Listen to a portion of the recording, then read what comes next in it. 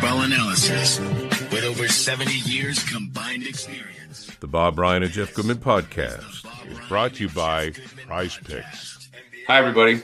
It's time for the Bob Ryan, Jeff Goodman, Tanguay along for the ride pod here on CLNS Media, brought to you by Prizepicks, the exclusive daily fantasy partner of the CLNS Media Network. Pick more, pick less with Prizepicks.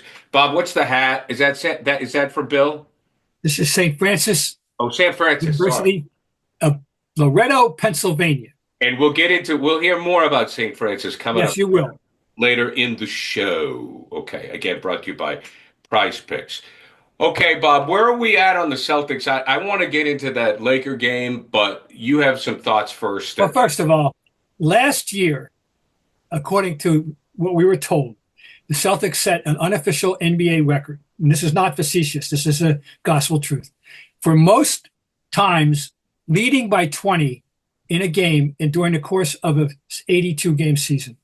They had more 20-point leads recorded than any team has ever had during the course of their season. Right. That's what we were told. Well, this year, they've decided to flip it. This year, they are well on their way to an untouchable record for having blown the most 20-point leads in the course of a season. Right. Doesn't mean they lose the game, although they did one. But it's exasperating. I'm getting tired of this. And I want a reason. I want to hear from Coach Mazzulla. I want to hear from. This is unacceptable. I'm sorry, isn't it? Yes, because they should. They're NBA champs. They should be beyond this. It's to the point where, and I'm not lying, because I was texting you the other night. I know. Yeah, that's right. And I said they got this, and you went. I said they're going to win this, and you were like, no. Wait a minute. No. And I'm happy I wasn't eyewitness last night in the Utah game, because at halftime I switched to the documentary, which I hadn't recorded. So, and then I found out this morning that indeed they were up by 23 and the score got tied. And I'm tired of this. So I'm putting them on notice. Enough's enough. Okay. Now, that said, I do like one trend lately, and that is they are getting needed, not just contributions, but big time performances from two of their bench guys on nights when they really need them. Pritchard being one, and last night, Monday night, Sam Hauser with a huge third quarter. Right. And I just want to salute these guys. Thank you very much, guys, for doing what you're doing when it's needed. I mean, they won a game the other day without Porzingis, Horford, or Tatum. And, that's saying a lot. Anyway. Well, I'm glad that Hauser's picking it up, because he seemed to, and maybe it was just because of the way Pritchard was shooting the three, Hauser seemed to be a little lost at the beginning of the season. Yeah, but he's feeling it now, which is good. He's feeling it now.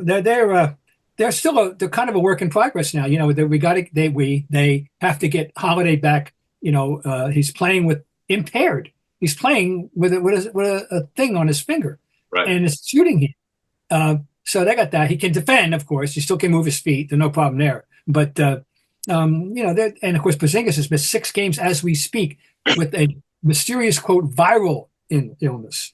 That's all he said. It's a viral something or other. So, with him, it's always something. If it's not an injury, now it's an illness. And they're getting by without him, but they're not going to get by in the playoffs without him. Bob, we know they need Porzingis to win it all again. Can they win it all without Holiday? Unless they get him, here's one way, maybe. You have to remember the extreme versatility of Brown. Brown can masquerade as a big guard easily. He can. He can guard anything from 5'5" to 6'11". I mean, he's really good. So you can plug in some bigger people. And as a matter of fact, I'm starting to wonder, not wonder, but I'm being a little bit impressed with Torrey Craig as a possible adjunct. Cheta is playing better, although he's basically a center. I'm saying it's going to be it would be much more difficult, but I would not say it would be impossible. Well, I think the play of Pritchard has And then change that. Now, he's a different player. I'm not saying that Pritchard would come in and be Jrue Holiday. He's not. No. But if Pritchard, and I think Jrue's a better defensive player than Pritchard. Of course.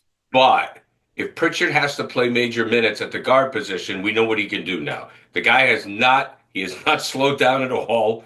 He is continuing to cook. So you don't lose as much as I thought you might. And he's not just a three-point shooter. He's a good basketball player. Yeah. And I continue to point out that he's a dogged defender and an amazingly sneaky rebounder. And I always kid that he gets one sneaky offensive rebound a game, but he gets a share of defensive rebounds at his size too. So, no, I think the answer to your question is you don't want to even think about trying it, but it wouldn't be impossible to win without. Let me just, if defensively, because you just said, if Holiday's defensively, I'll just pick a number. Say he's an 8. What is Pritchard? 5.5, 6. 6. Okay, you're losing some, but not a ton. I think he makes you work. Sure, you can post him up, but it ain't that easy to do that either. He's grudging. The more you see him, I don't know how anybody could not say the more you wouldn't like him. And he's showing us more and more all the time. I liked the win over the Lakers because it was the Lakers. Oh, didn't we all? The fans loved that. It was an electric evening, of course. And reminding you that it can't ever always be about the playoffs. You got to enjoy those regular season moments. That's part of being a fan. And people really enjoyed themselves that night. It was fun to see, our first up close and personal look at Doncic and James together. And the Lakers, they weren't discouraged because they will be able to say, LeBron missed the last 6 minutes and we were in the game. Well, you know what? Yeah, they were. And at that point. So that's fine. Let them think that. That's great. I don't expect to see them again, okay? That's a Adam Silver and fantasy, the Lakers and Celtics. Gary Tanguay fantasy. You're not going to see it. I don't see how. The but they are better, no question. And not just because of Doncic. Reeves has really stepped up. Dorian Finney is helped them. And they're much better. They're a significantly better team than they were 2 months ago or even a month ago. No question. But I don't see them beating OKC in a playoff for sure. And I would doubt that they would beat Denver. But I don't think we're not going to have to worry about seeing them again. Do we know if Redick can coach? Well, we're learning. I mean, we don't know. I'm impressed. I think they're buying whatever he's selling. That's what coaching is. And it's buying what you're selling, assuming you have a reasonably viable product to sell. And my only beef with him, I was never anti-Redick. I'm not one of these. I'm a pro Dookie guy in the first place. I've a soft spot for Duke ever since they began doing what they're doing 40, 50 years ago. Okay. No, I'm not one of those guys. But I got angry when he had that stupid remark about the players in the 50s playing against policemen and firemen. Right. Well, he was on TV then, right? Oh, yeah. I'm waiting for that apology. I haven't heard it yet. And I'm waiting for that apology because it's a stupid thing to say. Bob, take it from someone who at one point in time was on TV 5 days a week. Okay. We're not talking about your Channel 5 days where you go out and you do a nice little, 1 minute, 2 minute package and you get some sound bites and throw it together. I'm talking about hours of bullshit 5 days a week. I have a fear, whenever even I just laugh. And maybe he believed it. I don't know. You got to say shit. You know what I mean? They just have to say stuff. Oh, no, it's a different.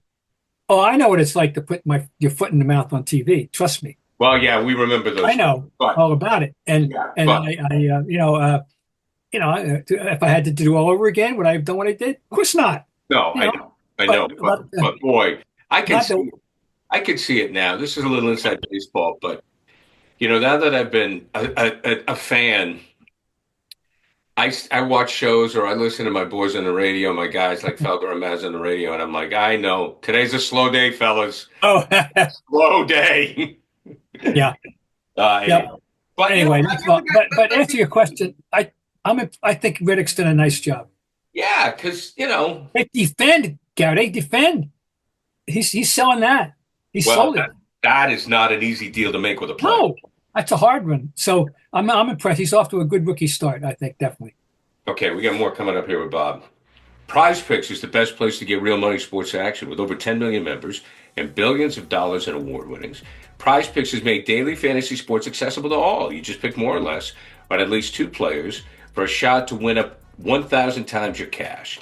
Run your game all season long on Prizepicks. Prizepicks is the best way to get action on sports. 30 states, including California, Texas, Georgia, and good old Massachusetts. It's so easy to use. The app is, you just go on the app. I mean, I've done it. You go on the app, you pick more or less, a few player stats, more or less, and you could win up to 1,000 times your money. So sign up today. Get $50 instantly when you play $5. You don't even need to win to receive the $50 bonus. It's guaranteed. Don't miss your chance to cash in as the league's best in the NBA fight for playoff position. So, what do you think is going to happen? I mean, it's not just, is he going to get 25? Tatum going to get more than 8 rebounds.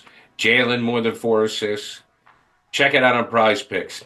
Download the app today. Use code CLNS to get $50 instantly after you play your first $5 lineup.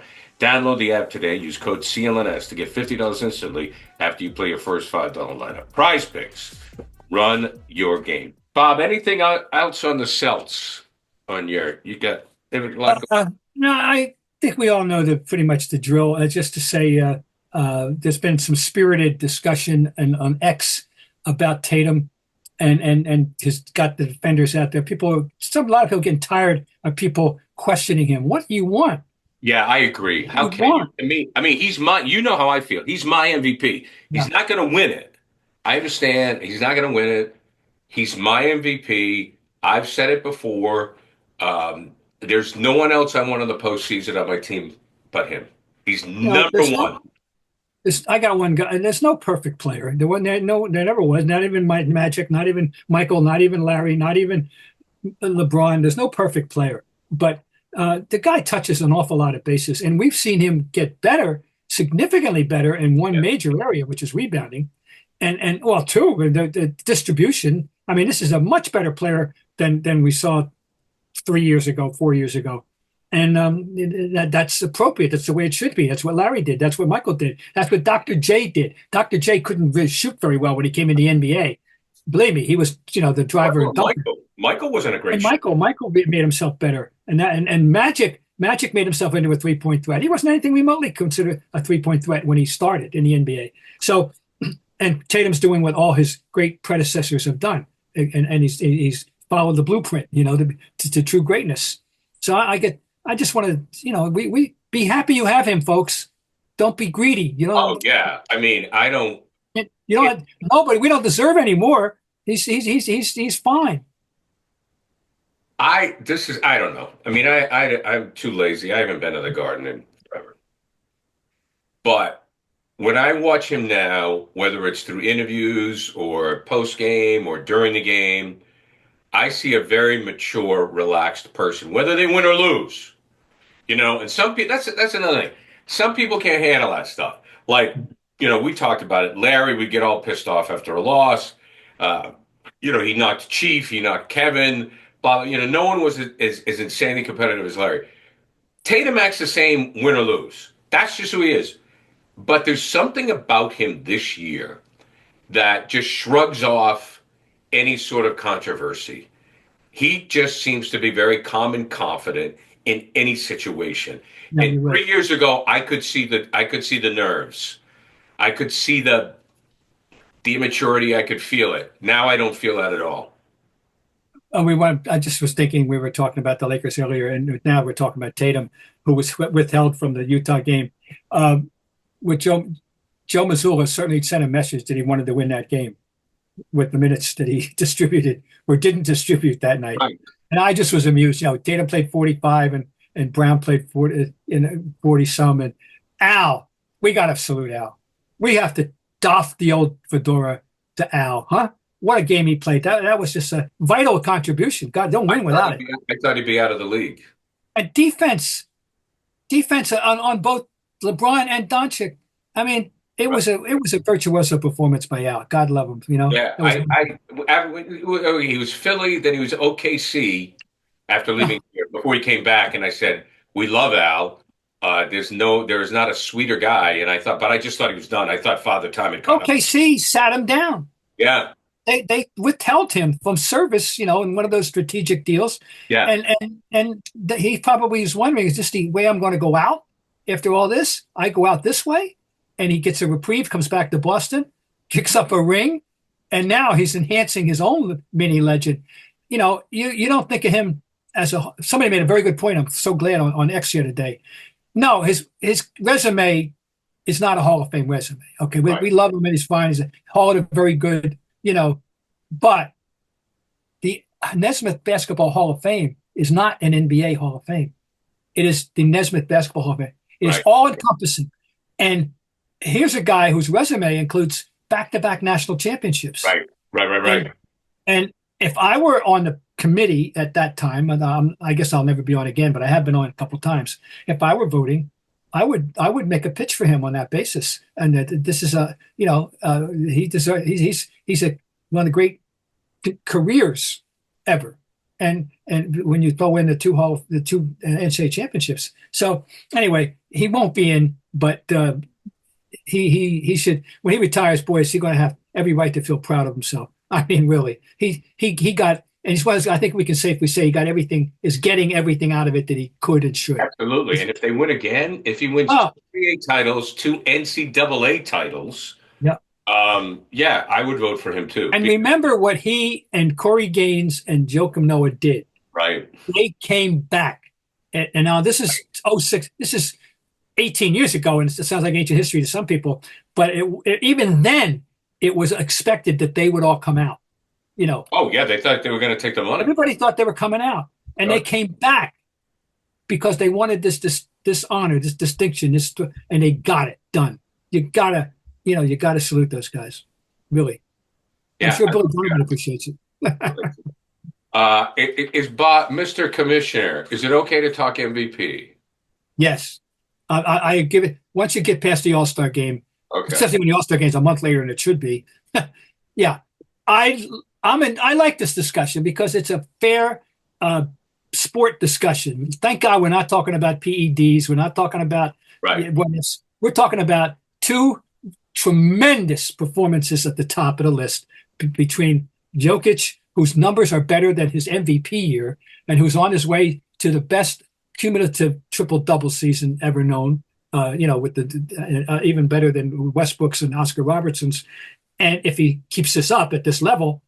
And no one's ever finished in the top 3 in scoring, rebound, and assists. He'd be the first person to do that if he does it. And SGA, who's having one of the great guard years we've ever seen. This is Michael Jordan.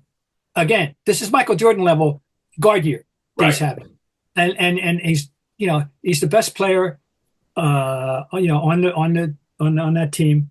And he's the best guard player. So I think it's fair. But there's other candidates, we got one. A lot of years. There have been years when Tatum, you could really and I know you said he's your MVP, and you could make a case for him in many, many other years, So, but it's definitely a 2-man race. No one doubts that. I understand. I understand why Tatum isn't an MVP nationally. It's fine. I don't care. It's almost okay. I need to preface what I'm about to say here. In the context of getting credit as a team player, Tatum is almost Brady-like in that he does whatever it takes for his team to win. That's what I'm saying. Now, Brady won MVPs, believe me, I understand. But there was also if you compare, Brady to Manning, Manning had the bigger arm, Manning threw for more yards, Manning was the first overall pick. Brady eventually, 07 there, he threw with Randy Moss, threw for 50 touchdowns. But, Brady at first was like the thinking man's quarterback, and I don't think got the credit or the attention like Manning did. And I kind of put Tatum in that a little bit. Like, you guys can have your flash. If you want your OKC, you want your Joker, that's fine.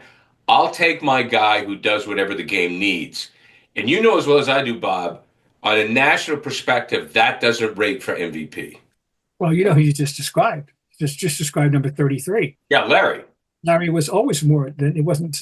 When you think of Larry, I still think of passing first. No question. And he went and shooting second. three. He went through back to back to back in 84, 5, 6. Yeah. Okay. Larry on nights when his shot was off could still help you win the game. On nights when he realized he didn't even need to take a shot. I'll never forget the game in Phoenix. There was a game in Phoenix. They were down big at the half, maybe even by 20. And they came back and won the game. And in the third quarter, Larry took over the game. Totally took over the game without taking a shot. And I continue to maintain that, okay, I'm not going to say, I'm a Michael in the great GOAT discussion of individual virtuoso players below center, because center, you have to remove them from the discussion. When we used to have centers, remember them? The big guys. Yeah, some guy named Barr and Russell. The Russell and Chamberlain and Reed and Thurmond and Lanier and Mike in going back. And yeah, there used to be a thing called centers. Youngins, look it up. It's interesting. Very interesting.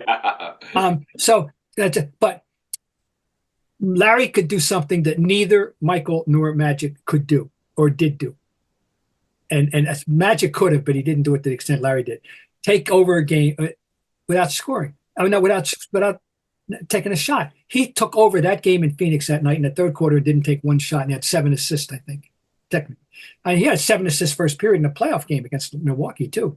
And that when then of course he ends it up by hitting 3 threes in a row and walking off the court with the ball still in the air, with his back to the basket in Milwaukee in that afternoon game. But anyway, and I want to, for the 1,000th time, I'll say Larry Bird got more done with the ball in his hands less than any man in history. And that's unarguable. Yeah, I agree. Defensively, how would you, okay, maybe this isn't fair, but I'm curious. I'll do the scale, like Michael defensively, right? Obviously, tremendous. How big of a gap between he and Larry? Is Larry treated unfairly, doesn't get enough credit, or because obviously Michael was a great defensive player. Larry was a supreme team defender.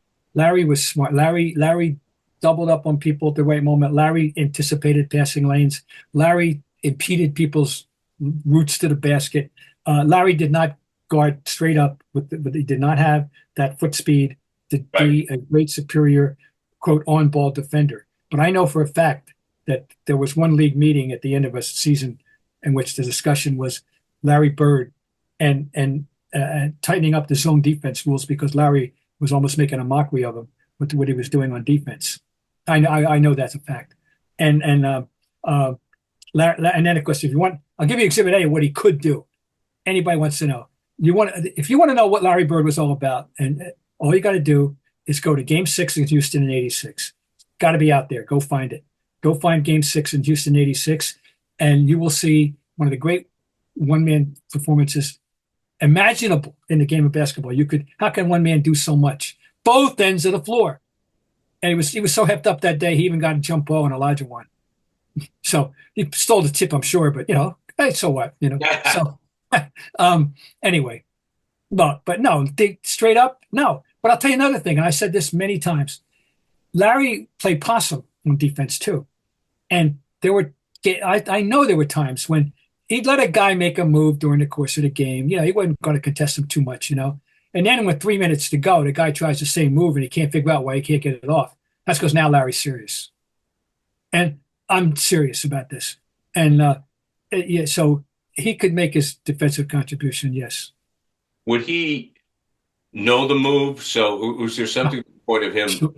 Good point. Okay, the guy makes the move, and maybe he knew it because he hadn't played him before, but player X makes the move, he knows the move, he remembers it, and then absolutely, I'm sure that's a very good part of it. He knew at lunchtime that the moment would come, in that game. Yeah, absolutely, good, very good point. I mean, his cerebral, capacity was unsurpassed. Well, actually, only one Celtic in history. Well, they had two that we could be in discussion. Russell, of course, and Havlicek. There's 3 PhDs on the court if there ever were any. Oh, no question. The still thing I love about Russell is the tapping of the ball for the assist, like the outlet pass off the block shot. No, he'd get rid of the ball. Yeah, there's some good evidence in the doc. You're going to see some good Russell. We are going to talk about that in our second episode this week, coming up here on the Bob Ryan Tanguay podcast. Okay, teams to keep an eye on, Bob, at this point. Yeah, I think Phoenix Suns are alert. They're showing a pulse. They're showing a pulse now, and this is just to get into the play-in. Naturally, they're still in last place in the conference, but they are no pushover to play right now. I promise you that. The Clippers are playing better when you're not looking at James Harden. Hardly one of my favorite players, but I must give him full credit for when he's on. He's on, and he's on. He's playing great. And Golden State. Well, guess what? They picked up Jimmy Butler for a reason, and that reason is they're going to be in the playoffs now for sure. And you're not going to have an easy time dismissing them. Butler's had an effect. Curry's doing great. And just in case you remember, Buddy Hield last night had a great game off the bench. They keep coming at you with shooters. And now, so he's had an immediate effect, positive effect on the Warriors. And as I can't prove what I'm about to say, but I suspect that my hunch that this would rejuvenate and reinvigorate, I should say, Draymond Green, it's coming true. I think Draymond Green is, being closer to the Draymond Green of championship ring caliber than he has been for a couple of years. I think he's very invigorated by this. So they're going to be a team in the playoffs that you're going to not want to play necessarily. And one other in our neck of the woods, the Bucks are showing a pulse, definitely. Yeah. And so they're not. Don't laugh at them when the playoffs come. So there's a few teams. Because I'll tell you, Bob, I think we still feel it's Boston OKC. However, things are a lot more interesting than they were a month ago. Oh yeah, but sure. I mean, there's room for upsets. I mean, we've all lived through upsets. I mean, I can tell you, we're 50th anniversary of arguably the greatest finals upset ever, and that was Golden State beating Washington that year. And Rick Barry had a great year as an MVP, but people had a hard time naming the other 11 guys. I mean, unless you're really a good NBA player. Clifford Ray. Yes. George Johnson. Very good. Swat Johnson. Phil. Don't tell me Phil, and I can see him. I can see him. Damn it. Phil Johnson. No, but it's a common Anglo-Saxon name. The most common Anglo-Saxon name. Number one. Phil, was Gus Williams on that team? No, Gus. Oh, no, but it wasn't Gus Williams. It was a Gus Johnson on that team. No, Phil. What's Phil's last name? I forgot. Phil Smith. Smith. Is that not the most common Anglo-Saxon name? It's got to be. I mean, I think it is. Got to be. There's more Smiths. Al Idols was okay, but one very, very, very important player who had a big finals, and that's then Keith Wilkes. Right, Jamal. Yes, Keith Wilkes. He had yet to change his name. Yes. So he was Keith Wilkes, and he outplayed Elvin Hayes, which gladdened my heart immensely. I know. In fact, I think, I can't prove this because I don't know. I think that I went up to him after Game 4 in Cap Center after they won and kind of thanked him for making me a happy man by outplaying Elvin Hayes. What's the objectivity? That didn't exist when Elvin was involved. Oh no, there was no objectivity. There was. I give him credit for his points and rebounds, but I called him Elvin the chicken-hearted. So Elvin Hayes. That's right. Keith Wilkes. Wilkes I named at least two more, Bob. He gave up two more. Well, I had a T-shirt that I wish I still had. I had a T-shirt. It was in the back of the shirt was the roster. And Frank Kendrick's on their roster. And I'll take another name. No, it'll come to me. I'll think me when we're 3 a.m, it'll come to me. Anyway, that was a big upset. Very, very, very, very, very big upset. And I don't think there's ever been a bigger upset, than except the following year when they were the defending champs and Phoenix beat them. That's so right. You could argue they were involved in both ends of two of the three biggest upsets in the NBA. Rick Barry was a character, wasn't he? Phoenix beat them in the semifinal in the Western Conference Finals. Yeah. Oh, Rick Barry, Rick Barry was a whole chapter in NBA history and ABA. You know, he jumped right in the Oh, I know. peak of his career. He jumped to play for his father-in-law at the Oakland Oaks. His father-in-law was Bruce Hale. He had married Pam Hale. Did you know that? I did not know that. Yeah. Yeah, Things. I remember him as a commentator after. Oh well, don't we all? I mean, what an elitist. Rick was a self-confident. It wasn't is a highly self-confident human being. Yes, agreed. There's no, but it's like there's no gray in that Crayola box either. You know. Well, I will tell you, if you go out and you shoot underhanded, you have to be confident. Yeah, he tried to convince people. He got somebody doing it for a while. Was it John? He got somebody doing it, but it never has taken again. Oh. Although did one of his kids do it? I don't know. I don't know. I keep thinking about all the kids. He had 3 kids in the NBA, right? We made it. Jrue, everybody but Scooter. Brent, one of them was a dunk champion. Was that Brent?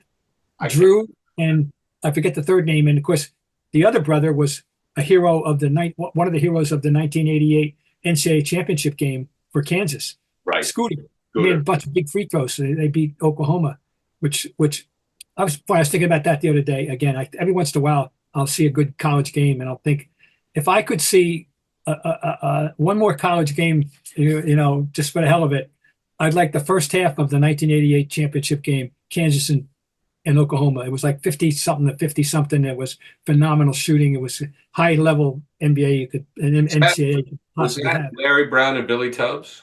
Yeah, that's right. Exactly right. That Oklahoma is one of the handful of best teams that never won the title. That team was good, and Kansas with Danny Manning. It was Danny and the Miracles. Danny and the Miracles. Danny was Oklahoma probably had the next 4 best players on the floor. After Danny Manning, they had the next 4, but Danny carried that team to the championship. Tubbs was he was an arrogant guy too, man. God, college. Billy Tubbs? Yeah. Oh, he mocked the Big East. He mocked. Oh no, he people talked to him about running up the score. Oh yeah. Oh right. Some remark about hey, play better or go back to the JVs or something. He made some remark. I forget what. Or maybe remarks plural. Oh yeah, he was fun to have around. It's great to have a villain. Oh, he was great. Oh, are you kidding me? Oh yeah, that was fun. Great to have a villain. No. Billy Tubbs was a riot. Yeah, no. Oh, quote machine. Well, Bob, we've done it again, my friend. Coming up later in the week, Bob is going to cover the Bill Simmons doc that we've been watching on HBO and relive some of those moments that they've been covering, especially Bill Russell, that he will get into. As people, I think we knew a little bit, but everybody has learned a lot more about Bill Russell, and we'll talk about that coming up on our next episode. We've been brought to you by Prizepicks, the exclusive daily fantasy partner of the CLNS Media Network. Pick more, pick less with Prizepicks.